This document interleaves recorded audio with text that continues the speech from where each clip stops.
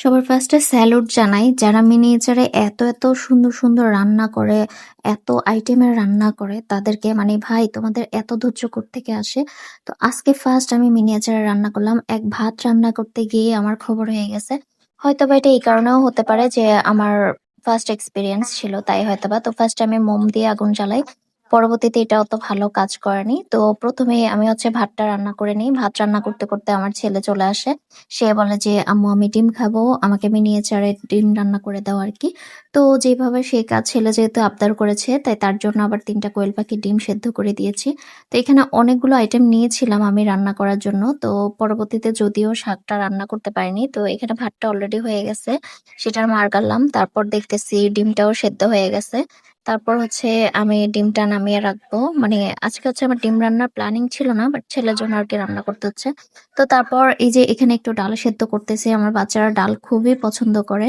তো ভাবলাম একটু ডালও রান্না করি। তো তারপর এই যে ডালের ভিতরে লবণ, হলুদ সবকিছু দিয়ে ডালটা খুব ভালোভাবে সেদ্ধ করে নিয়েছি। তারপর হচ্ছে এখন ডালের ভিতরে ফোড়ন দেব। তো আমি একটু সয়াবিন তেল দিয়ে দিলাম। তারপর হচ্ছে ফার্স্টে রসুনটা দিয়ে দিয়েছি। কারণ রসুন আর পেঁয়াজ যদি একসাথে দেই তাহলে হচ্ছে এটা পেঁয়াজটা আগে ব্রাউন হয়ে যায় আরকি। আর রসুনটা দেরিতে হয়। তো এই কারণে রসুনটা আগে দিয়ে একটু ভাজা করে তারপর হচ্ছে পেঁয়াজটা দিয়ে দিয়েছি। তো এগুলো যখন ব্রাউনিশ হয়ে আসে তো তখন হচ্ছে আমি কিছুটা ডাল কড়াইতে ঢেলে দিই। তো এইবার বাকি ডালটুকু আমি হচ্ছে পুরো পাতিলে ঢেলে তারপর হচ্ছে আলাদা করে দিই। এখানে হচ্ছে আমার ছেলে ডিম ছিলে দিয়েছিল ও। তো ওকে হচ্ছে আমি ডিমটা ভেজে দিচ্ছি। ডিম ভেজে আরকি ডিমটা ভুনা করে দিব। ওরা কিন্তু একদম বিকাল ৪টা পর্যন্ত বসেছিল। মানে আমার এই রান্না হবে, ওরা সেই রান্নাটা খাবে আরকি।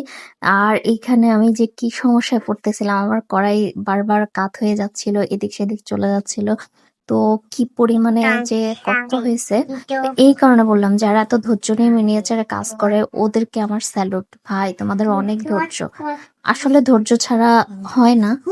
তো তারপর হচ্ছে এই যে আমি ডিমটা ভুনা করে নিছি। এতক্ষণ আমার বাচ্চারা হাউকাউ লাগাই দিছে। আমি আর শাক রান্নার সময় পাই নাই।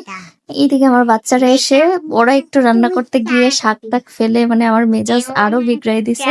তা আমি বলতেছি, "বাবারে তোদেরকে যে খাবার দিচ্ছি, তোরা খাবার খেয়ে তাড়াতাড়ি ভাগ।" আল্লাহ হাফেজ।